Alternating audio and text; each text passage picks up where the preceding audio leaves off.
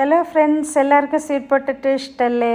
മധുരക്കിഴങ്ങ് എന്നാണ് സാധാരണ നാട്ടിൽ ഇതിനെ പറയുന്നത്. ഞങ്ങളുടെ നാട്ടിൽ ചക്കരക്കിഴങ്ങ് എന്ന് പറയും. ഈജിപ്ഷ്യൻ ഇനം ആയതുകൊണ്ട് കടുത്ത ഓറഞ്ച് നിറത്തിലുള്ള കിഴങ്ങുകളാണ് ഇത്തവണ ഉണ്ടാക്കിയിരിക്കുന്നത്. ആർക്കും എളുപ്പത്തിൽ കൃഷി ചെയ്യാൻ പറ്റും. ഇത് വലിയ വളപ്രയോഗമോ പരിചരണമോ ഒന്നും ഇതിനാവശ്യമില്ല. ഇതിൻ്റെ കിഴങ്ങ് അല്ലെങ്കിൽ തണ്ട് മുറിച്ചെടുത്ത് മണ്ണിൽ കുഴിച്ചിട്ട് പുതിയ കൃഷി ഉണ്ടാക്കാൻ പറ്റും.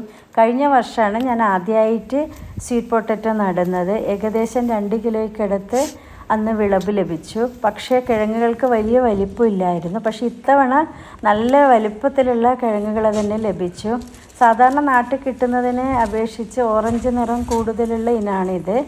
ഇത് ഞാൻ എങ്ങനെയാണ് ഉണ്ടാക്കിയെന്ന് ചോദിച്ചു കഴിഞ്ഞാൽ, നമ്മൾ കഴിക്കാൻ വേണ്ടി കടയിൽ നിന്ന് വാങ്ങിച്ചതിൽ മുള പൊട്ടുന്നത് കണ്ട് 2-3 എണ്ണത്തിന് മുള പൊട്ടുന്നുണ്ടായിരുന്നു. അതിൻ്റെ മുകൾ ഭാഗം മുറിച്ചെടുത്ത് ആ മുറിച്ചെടുത്ത ഭാഗത്തിൻ്റെ ഭാഗം അടിഭാഗം വെള്ളത്തിൽ തട്ടുന്ന രീതിയിൽ ഒരു കുപ്പിയിലിട്ട് വെച്ചു. ഏകദേശം 2 ആഴ്ച കൊണ്ട് അതിന് പുതിയ ഇലകളും തണ്ടുകളൊക്കെ വേരും വന്നു തുടങ്ങിയപ്പോഴാണ് അത് മണ്ണിൽ കുഴിച്ചിട്ടത്.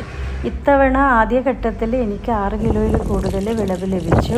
അതും കൂടുതലും നല്ല വലിപ്പത്തിലുള്ള കിഴങ്ങുകൾ തന്നെ കിട്ടി. ഇത് ഒരുപാട് ആരോഗ്യത്തിന് ഗുണകരമായ ഭക്ഷ്യവിഭവമാണ്. ഇതിനകത്ത് ഒരുപാട് വൈറ്റമിൻസ് അടങ്ങിയിട്ടുണ്ട്. Vitamin A, C, B6, potassium, fibre, copper, B5, B2 തുടങ്ങി ഒരുപാട് അനവധി വൈറ്റമിൻസ് ഉള്ളതാണ്. ഇത് നമ്മൾക്ക് വെളുത്ത ചോറിന് പകരമായിട്ടൊക്കെ ഉപയോഗിക്കാൻ പറ്റും. ഇത് വെള്ളത്തിൽ പുഴുങ്ങി തൊലി മാറ്റിയിട്ട് കഴിക്കാം, ഉടച്ച് കഴിക്കാം. അല്ലെങ്കിൽ നമ്മൾ പഴംപൊരിയൊക്കെ ഉണ്ടാക്കുന്ന പോലെ മൈദയിൽ കോട്ട് ചെയ്തിട്ട് എണ്ണയിൽ ഫ്രൈ ചെയ്തെടുക്കാം. വളരെ നേർമയോടെ മുറിച്ചെടുത്ത് മൈദയിൽ മുക്കിയിട്ട് എണ്ണയിൽ പൊരിച്ചെടുത്ത് കഴിഞ്ഞാൽ പഴംപൊരിനേക്കാളും രുചി കൂടുതലാണ്. ഇതൊരു കൗതുകം. ഇത്തവണത്തെ വിളവിൽ ഒരുപാട് മൃഗങ്ങളുടെ രൂപത്തിലുള്ള കിഴങ്ങുകൾ കിട്ടി. എനിക്ക് ഏറ്റവും ഇഷ്ടപ്പെട്ട ഒരു ഭക്ഷ്യം തന്നെയെന്ന് പറയാം. ഇത് എത്ര നിന്നാലും മതിയാവില്ല. എല്ലാവരും ഇത് ഉണ്ടാക്കാൻ ശ്രമിക്കൂ.